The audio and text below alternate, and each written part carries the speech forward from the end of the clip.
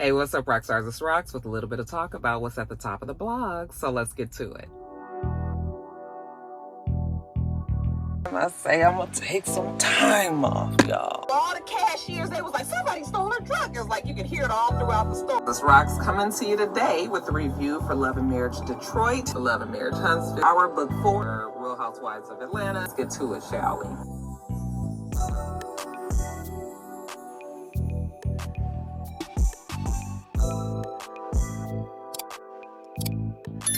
You guys know what I forgot to mention when I was talking in my last Top of the Blogs video. If you have not watched it, you guys can go back and watch Top of the Blogs today. And we were talking about Kendrick Lamar and Drake's whole beef. And I gave my opinion on it. Okay, so you guys go check that out. But I also forgot to talk about in that video some weird shit that's been going. It's been very chaotic in Drake's life ever since all this has started up. And I just wanted to touch on it a little bit. So we saw yesterday, today is Thursday, so we saw on Wednesday that there was a shooting at Drake's house. Actually, I think the shooting happened on Tuesday, but there was a shooting at the house. He lives in the very affluent neighborhood of Brittle Path, okay?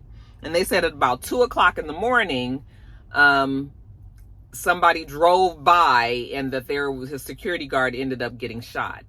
And so they rushed the security guard to he's in critical condition, but they expect the security guard to live.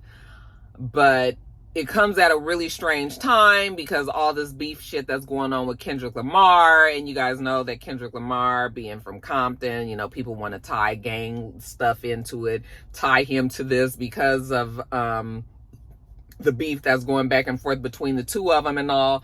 The police haven't said that it's connected, but it is interesting that all this shit, see, this is the thing that we were talking about, like, even when Kendrick Lamar might not have nothing to do with any of this stuff, but a lot of times when you are attacked and that door is open, many people now feel like you are a target, that you were vulnerable enough for Kendrick to come after you, so now other people feel like they can come after you too.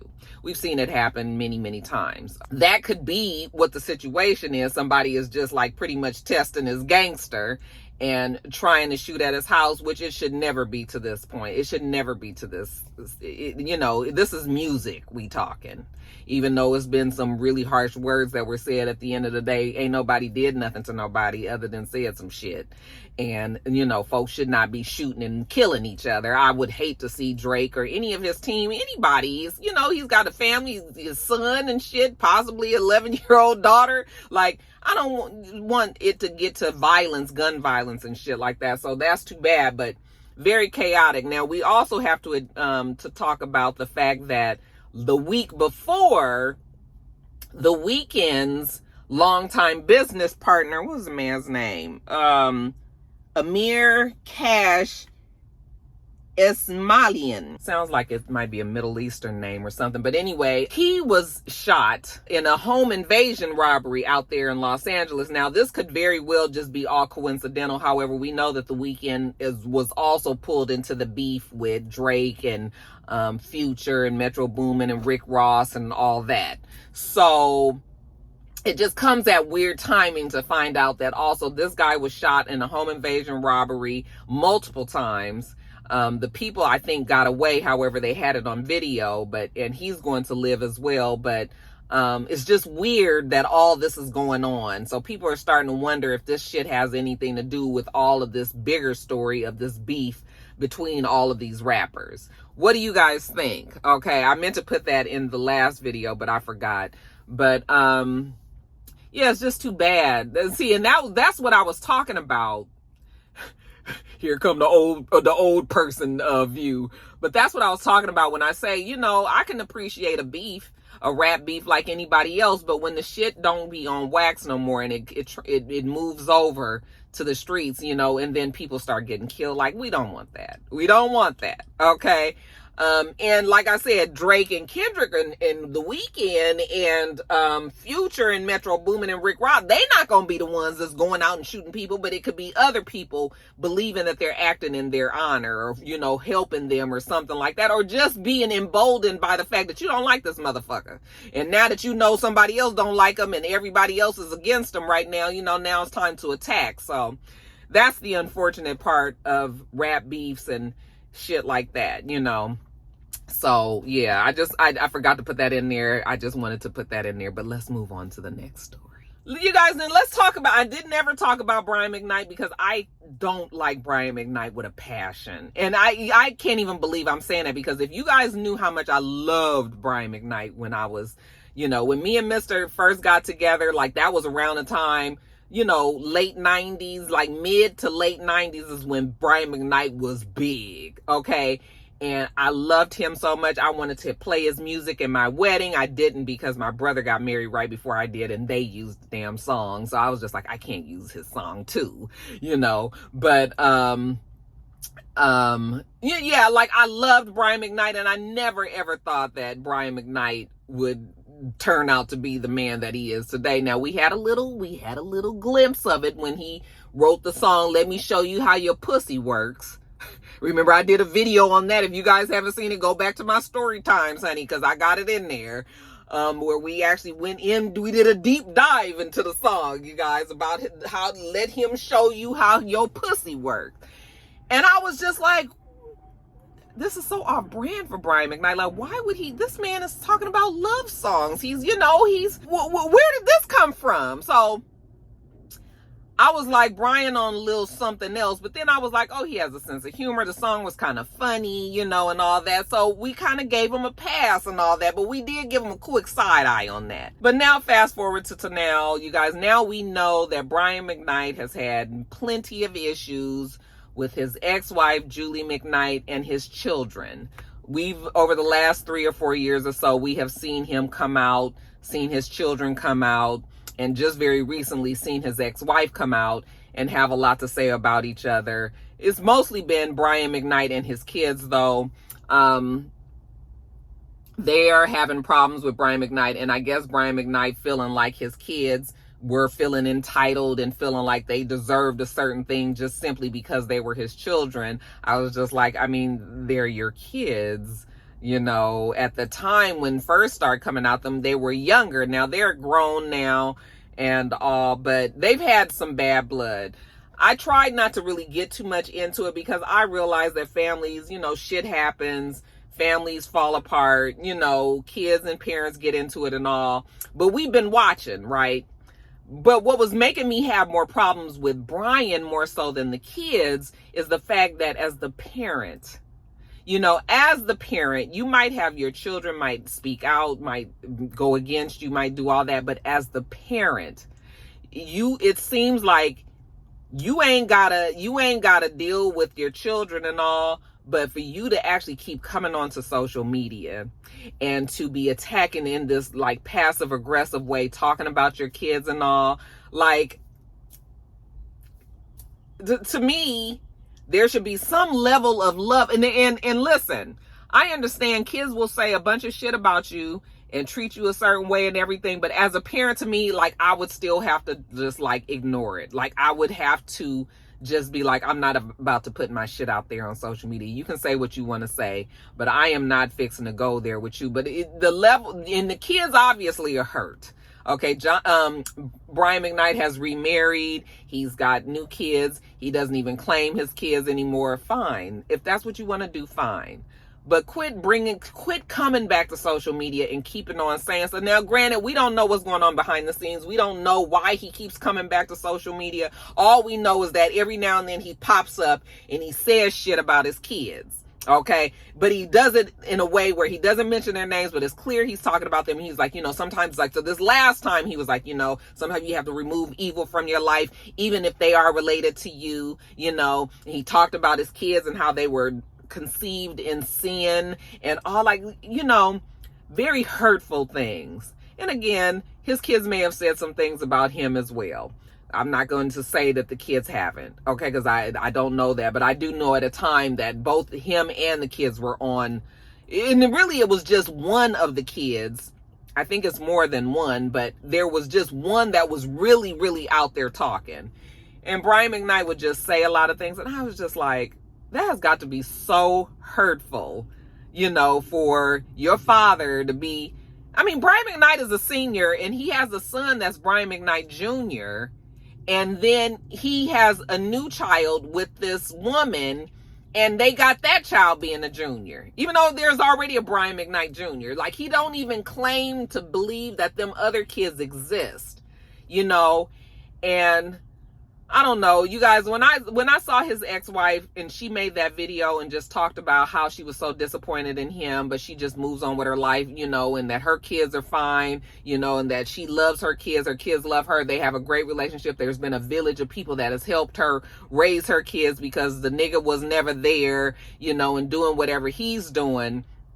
Like, I just immediately like the wife, okay? It could all be an act, but I don't think it is. But this whole thing with Brian McKnight, it was just like, nigga, if you don't just go away, okay? So I also disgusted. Every time I see him, I be disgusted. And the way that I operate is when I have like extreme disgust for somebody, I act like you don't even exist. I don't look at you. I don't watch you. When I see you scroll across my Instagram, baby, I can't scroll fast enough. Like, I don't fuck with you at all. But, so that's that. Now we got Tyrese, who's also gotten to the point where every time I see his face, I'm just going to scroll on because I'm about sick of Tyrese too. Okay.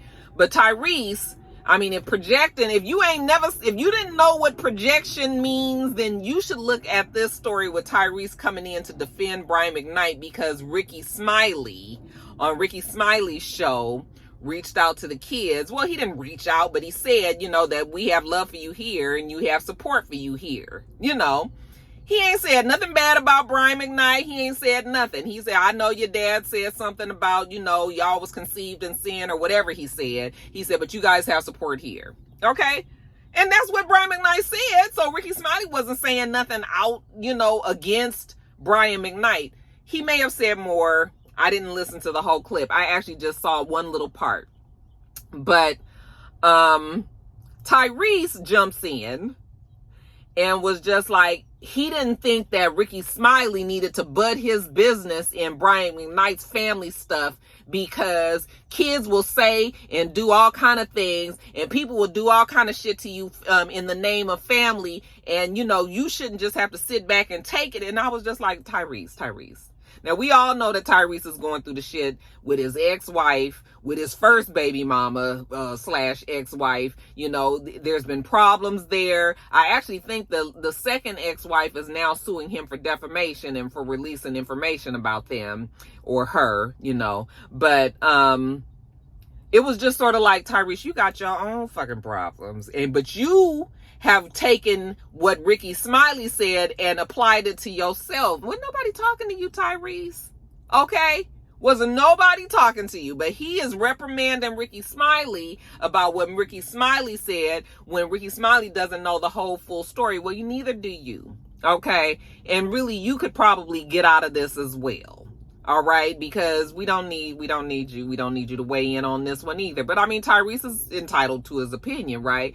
Well, Nico, one of the sons of Brian McKnight, he actually came out and he was just like, listen, first of all, Tyrese used to sleep under our pool table when I was little.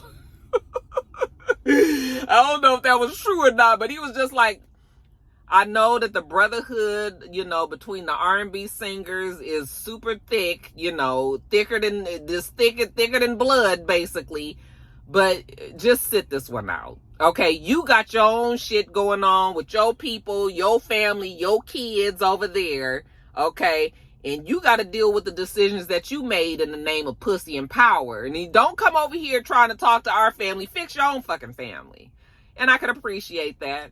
You know, and then Tyrese came back out and tried to clarify what he meant. And I mean, I get it. I understand what Tyrese is saying. What I'm saying is, though, it's not your business. The same way that you telling Ricky Smiley that it's not his business. Well, it ain't your business either.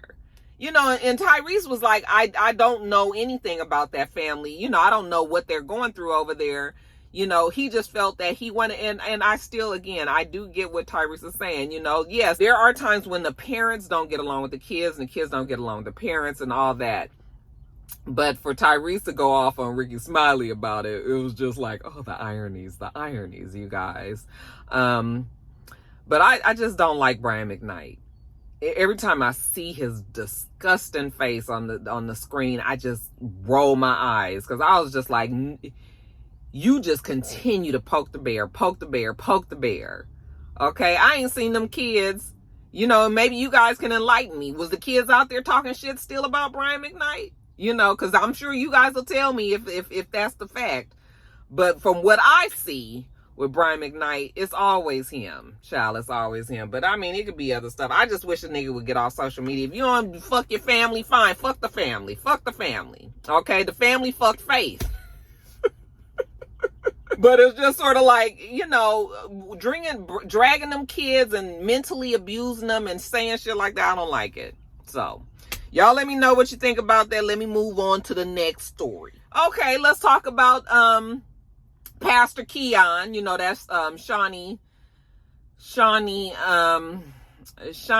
y'all know Shaunie's husband. Shaunie, who used to be married to Shaq. We're going to talk about that in a minute. But let's talk about the fact that Pastor Keion, you guys know he has a church down there in Texas somewhere. Is it in Houston? I think it's in Houston. I don't know the name of it, but he has a mega church down there. Shaunie is now a first lady. Go figure. Okay. Child, stranger things have happened. Anyway, there was a video going around where they were clearly in praise and worship. And this was, it looked like it could have been like after the spirit was really high in the church. And then, you know, after spirit is really high and then we bring it on down and everybody is kind of quietly praising God, you know, trying to tap into that relationship, trying to tap into that voice and all that and all, you know. If you're not a church goer, if you wasn't raised in the church, if you're not familiar with like Pentecostal or like churches that shout, it's not just Pentecostal churches, Kojic and even Baptist. And, you know, if you're not familiar with that, then you would have seen that video and probably been offended. Okay, when he went up to this woman who was back there praising very loudly in a time where everybody was supposed to be silently reflecting with their relationship with God. Now, I'm going to tell you this. Everything in church is decent and in order. Okay? God don't allow no foolishness and no distractions and stuff in church. All right?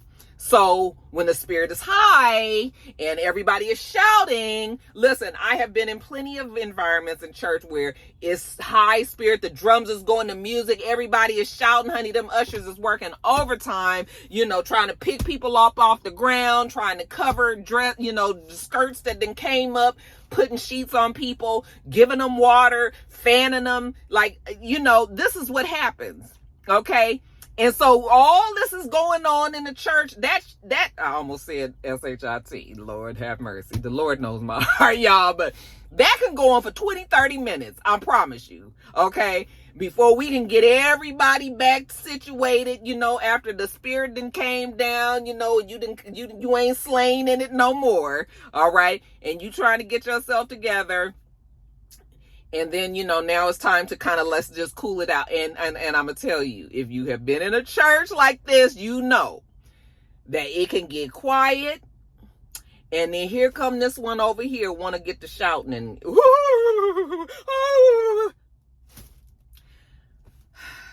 now I just told you that God is not going to let some stuff be decent and not in order, right?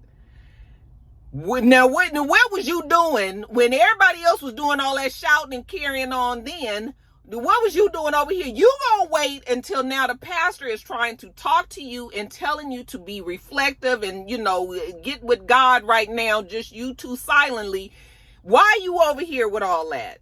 Okay, that's distracting. And anybody that's been in a church and has heard that over and over and over and over, because there are people that do this in church, they do it habitually. This is something that happens every Sunday. Okay. Even when I went to Eternal Hope, if anybody from Eternal Hope, hey, Denise, if anybody from Eternal Hope is watching, we did have one of those people. I won't say her name, but she was an older lady who would always get up. And I mean, we knew it, and we knew it was coming. And sometimes it was entertaining, but many other times it was just like, okay, girl, sit down. Okay, sit down. She'd be up and down the aisles. Oh, she'd had a whole bunch of say, oh, it's tight, but it's right. And she'd do all this. And, you know, we even came to know all of the things that she would say. But what I am saying is that is distracting. Sometimes you can't even always say there are people in church who want to just have attention. They want to be the person looked at who is the biggest praiser. Okay. Sometimes people look at it as competition. All right. Some people think that, you know, they might not be able to sing like that one over there. They might not be the favorite usher, or, they might not be able to play the piano. They may not be able to preach like that. Oh, but they can shout. Oh, yes, they can, honey. And so what they're going to do is they're going to sit there and they're going to wait for their moment, and then they're going to shout. And that is distracting. Okay. And so when he did that, I have a problem with it, because we've been there. We've all been there. We have all been there. Okay. But like I said, if you not really go to church and then you're watching it on social media and it's not in the context, people don't realize that people got to listen to this shit every single Sunday, every day we get together, here she go over there, So I get it why people have a problem with it. But when he went on Tamron Hall and he doubled down, I wasn't mad. I was just like, yes, so sometimes, I read in the comments, somebody was like, hush, in the name of Jesus is going to be their go-to for all of the rest of 2024. Okay. He was just like, get her. Yeah. And there are times, most times they won't do that. Most times pastors will let you keep doing that over and over, maybe talk to you privately and try. But at some point, it's just sort of like, get her. Yes, get her. Get him. All that. We don't want to hear it. So I don't have a problem with it. I don't have a problem with it at all. That might not be the popular opinion on here. I get it. But like I said, if you've been in the church and grew up and all that, then you know exactly where I'm coming from. As far as Shaunie and Shaq, she also talked about, I don't know if this was on Tamron. I don't know if this was on Tamron Hall, but Shaunie did. There's been some clips going around about Shaunie saying how she doesn't know if she ever really loved Shaq, And she basically said, yeah, she was caught up. She loved the lifestyle that she had. She's married to Shaq. Shaq is loved by many. He's a big time basketball player. He is mega rich, And so she got caught up in all of that. But she's like, maybe now that she is in a relationship where the love is different, she feels a certain way for her husband now. She knows that is not the way that she felt about her husband back then. I don't have a problem with it. I don't but it's true. People will marry for what you can do for me, and that's anybody. Ain't nobody out here trying to marry somebody that's homeless and broke and shit. Like, you do still look at a partner and think of how they can either enrich your life or how you guys can help each other out. That happens a lot. So it's not surprising to me that, basically she was just like, yeah, I love the lifestyle. So I gave him a bunch of kids, and, next thing she probably looked up and she had a bunch of kids and she didn't like him and she knew that he was cheating and all of that. But, she long suffered because she wanted to be in that, and she wanted to have the access to what she had the access to. It happens all the time, you guys. And side note, it's funny because I was on one of the blogs on Instagram. We were talking about Drea and her young 20-something-year-old man, and how now they've come out with, he's having another baby with some 23-year-old girl. And there are reports that he might have got a couple of other women pregnant as well. And they were saying that Drea didn't have a problem with it. She's in a relationship with him now and all that. And I simply said, of course she don't have a problem with it. Okay. Neither her or the other girl. Now, the other girl has already admitted that she's not, her and the kid were not really an item. They probably just messed around a couple of times and she ended up getting pregnant. So she was like, I don't have a problem with Drea, and Drea supposedly don't have a problem with this girl. And I was just like, yeah, of course they don't have problems with each other, because they they both have bagged a damn NBA player who's got this huge ass contract, who has promised that he's gonna take care of their kid. And so why would you fucking bite the hand that feeds you? Okay? And a lot of people had a lot of shit to say to me about that. And I was just like, listen, even Shaunie just came out and said she didn't even love Shaq. She loved the lifestyle. Like, women make these decisions every single day. Okay? Drea is okay with the fact that Drea is okay with, you know, being in a relationship with a man who not only has another child on the way around the same time that you pregnant with him, but got 2 or 3 other women supposedly pregnant as well. And you trying to tell me that, you know, she I was just like, that girl is not trying to ripple no waters. Not Drea and not this 23-year-old and probably none of them other girls, because if he decides that he gonna take care of all of them, you know what? Everybody gonna play along to get along. All right? So don't be up here going off on me about the fact that, and I didn't even say that in a bad way. I was just like, yeah, everybody eats. Hell, if everybody is on the same page and everybody is happy, listen, if you like it, I love it. All right, if you want to be with this man who's having babies with all these other women, as long as he take care of you, if that's the way you move, that's the way you move. Okay, don't be up here going off on me in these comments. Child, people that get with these NBA players who are notorious for cheating, who are known for doing this and having all these babies and everything, like, it is what it is. It comes with it. And I know that Shaunie was aware of that when she was with him. Okay? Shaunie, you know, we folks know Shaunie in LA, you know, and so, but yeah, I mean, I got it. I understood clearly what she was saying, because I think people already knew that. People already knew that. I mean, I would have hoped that she loved him. That had to be hurtful to hear, even though Shaq said, you know, he was a horrible husband and he cheated a lot, you know, but everybody knew that Shaq was cheating, including Shaunie. Okay, like, we all knew that Shaq was cheating. Back in the 90s when I lived in LA, everybody knew that Shaq was fucking around. Okay, so if we all knew like that, Shaunie knew. All right, Shaunie just made that choice. And now Shaunie is grown. She ain't doing that shit no more, and I got that too. But yeah, it is what it is, y'all. So anyway, we gonna move on to the next story. Y'all let me know what you think about that. I'm sure you guys got plenty of opinions about the shouting and everything. But like I said, you have to be there. You have to be in that environment to understand. All right, next story. Now, we was talking about the rap beefs, and even though I can enjoy a good rap beef and everything, when the rap beef don't make no sense, I just be like, what is we beefing about? Now, let's talk about Suki, the GOAT, and JT from the City Girls. So, JT came out with this song where she's talking about a bitch breaking her tooth, you know, biting into a crab leg. And, you know, you says something along the lines like, bitch always talking shit or something like that. Okay. And apparently, at some point in Suki's recent life, she also broke a tooth on the fucking crab leg. Okay, biting into it. I was like, what happened to the damn, see, you need to have a mister, because I got mister, because mister breaks all the crabs open for me. Mister gets all of the, I can't fuck with them little crawfish and shit. You know, I get mister to get the meat out for me. I can't be fucking with that. Don't give me no shrimp with no heads on it and all that. I need you to do all that. Mister does all that for me when we be sitting at the table. He gives me the meat. He's so sweet. I don't like all that shit. She apparently had broke her tooth on it.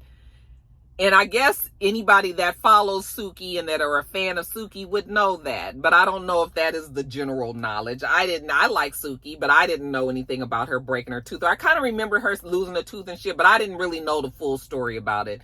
And quiet as it kept, I bet you a lot of Bougetto girls who eat these crab legs like it's going out of fucking style, and probably many of them have broken a tooth on a fucking crab leg, you know, trying to just bite it open instead of just, you know, snapping it or using the thing. So I guess when the song came out and Suki's fans started to hear that, well, they was like, damn, Suki, is she talking about you? Okay. She said the girl broke her tooth and all that. And I guess they was tagging Suki a lot. And so Suki came out and was just like, JT, I need you to clear the air on this. Are you talking about me in this song? Because everybody know I broke a tooth. And, I was just like, well, not everybody knows you broke a tooth on the fucking crab leg. But, I guess the people that matter and, relevant to the story knew that she had then broke this fucking tooth on the crab leg, right? So she's asking JT to clear it up. Well, JT, I don't know if JT hadn't heard, didn't get the message, or was just not even paying attention to it. Just like, girl, maybe in her mind thinking, girl, I'm not talking about you. Like, I ain't even going to feed into that or whatever.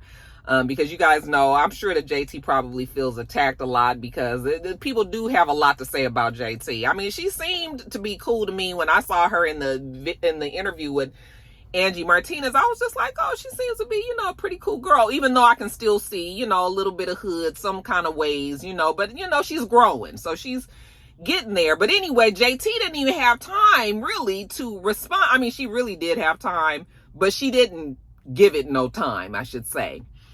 That Suki, I guess, got mad that she didn't. So Suki dropped this diss song against her. I said, boy, Cat Williams and Kendrick Lamar got everybody feeling like they just gonna come for their ass now, right?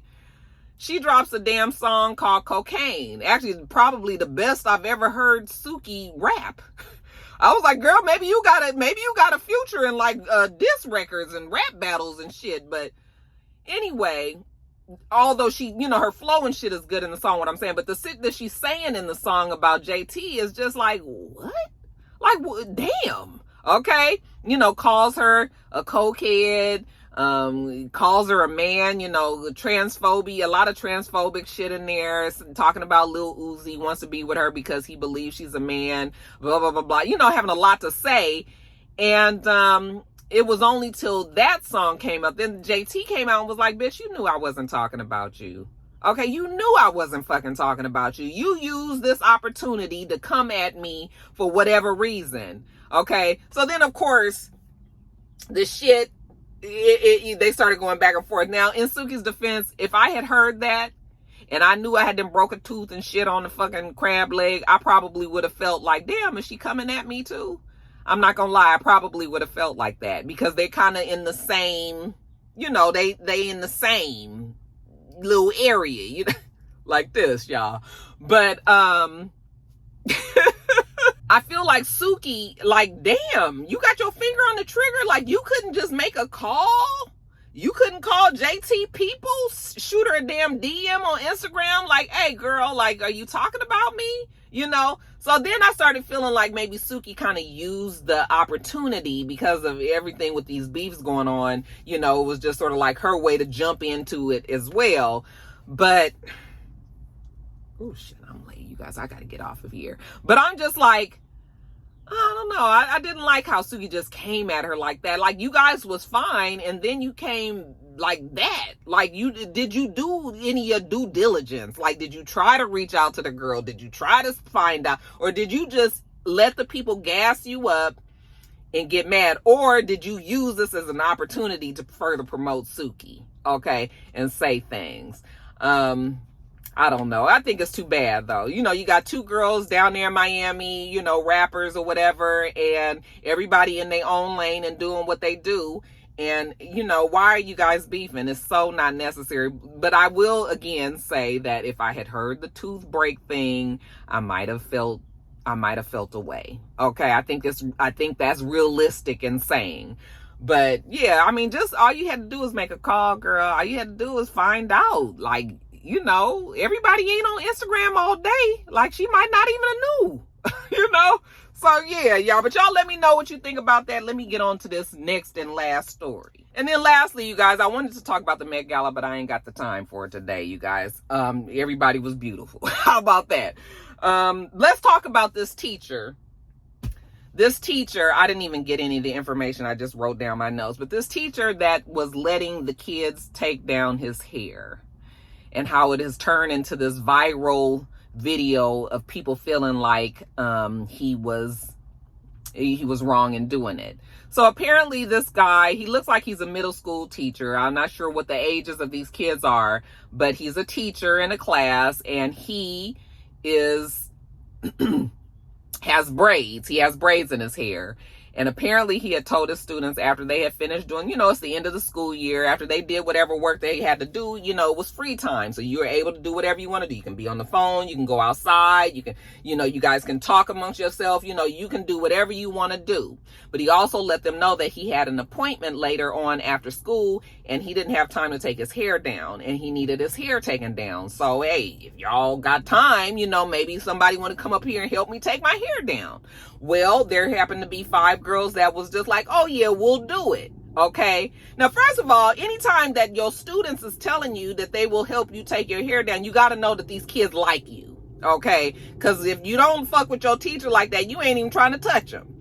All right. So you got to know that probably the relationship between the teacher and the student, the fact that they was comfortable enough to come up there and touch his head and be taking his hair down, that should have let you know the relationship that he has with the students.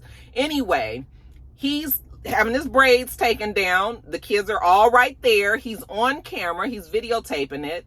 And that's the other thing. It's just sort of like everything ain't for the camera. See, this is the thing. Everybody want to show everybody everything. And then the shit blow up. And then you got all these people talking about it. Even though at the end of the day, I don't think anything was wrong with it. Everybody wants to sexualize it and say, these kids are in his hair and that he's a man and he's got these girls doing it. And I just was like, everything is not sexualized, you guys. Okay. What if he had hired one of his kids to braid his hair? Was that going to be sexualized too? You can braid the hair, but you can't take it down, And the fact that he is there, he's in the class, is on camera, it's not just one child, it's 5 girls, they taking his hair down. It's just like, why do you guys feel like, black people, we have been through so much. We don't trust a motherfucker. We don't believe nothing. We think that everybody is out to get us. We think that there's an ulterior motive all the time, when really all it is these kids like their teacher enough to help him take his hair down. I don't think that it was anything sexual to it. Now, was it appropriate? Should it have been happening in the classroom? You can say yes or no to that, just kind of depending on how you feel like a class should be run. But like I just told you, it's the end of the year. Everybody is kind of, it's not that buttoned up atmosphere of the regular school year where everybody's got work to do. You got a curriculum that you got to stick to and all of that. Now you have, now everybody's kind of lax. We having a good time, folks is doing whatever they want to do. And, it's just sort of like, just help me take my hair down. I don't think that it was anything to it. Now, he probably shouldn't have done it. Only because look at what it's turned into, And it's too bad that you have to be this way, and just know that everybody turns something into something, or turns nothing into something. And now it's like all these conversations about whether or not it was too intimate of a thing for these girls to be doing for him, when I really don't think that that's the case, But like I said, it's sad that you have to be this way. Like Mr., for example, he don't let like people's kids get on his lap.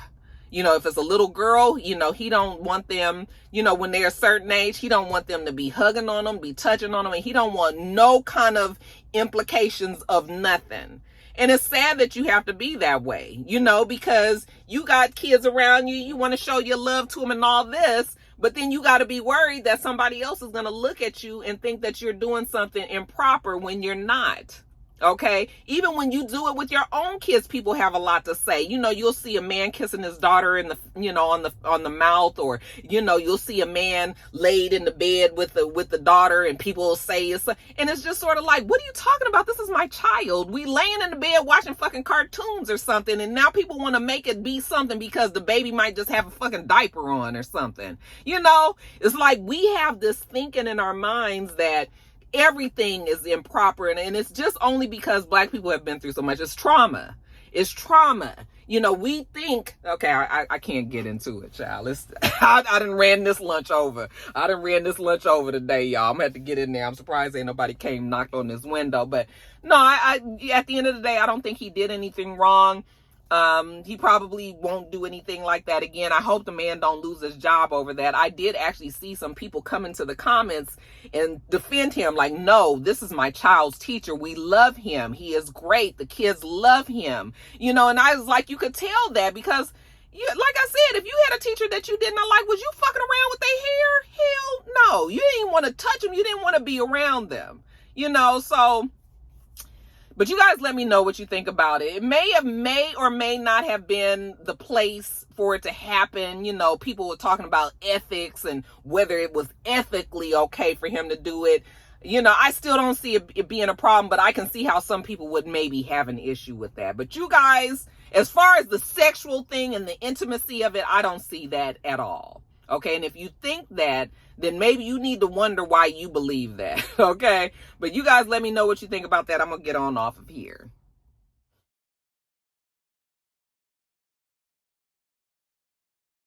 All right, you guys, that's it. I'm gonna get off of here and get up here and get back to work. Okay, we do this every single week, so make sure that you thumbs up the video, comment, and subscribe, and make sure you come back.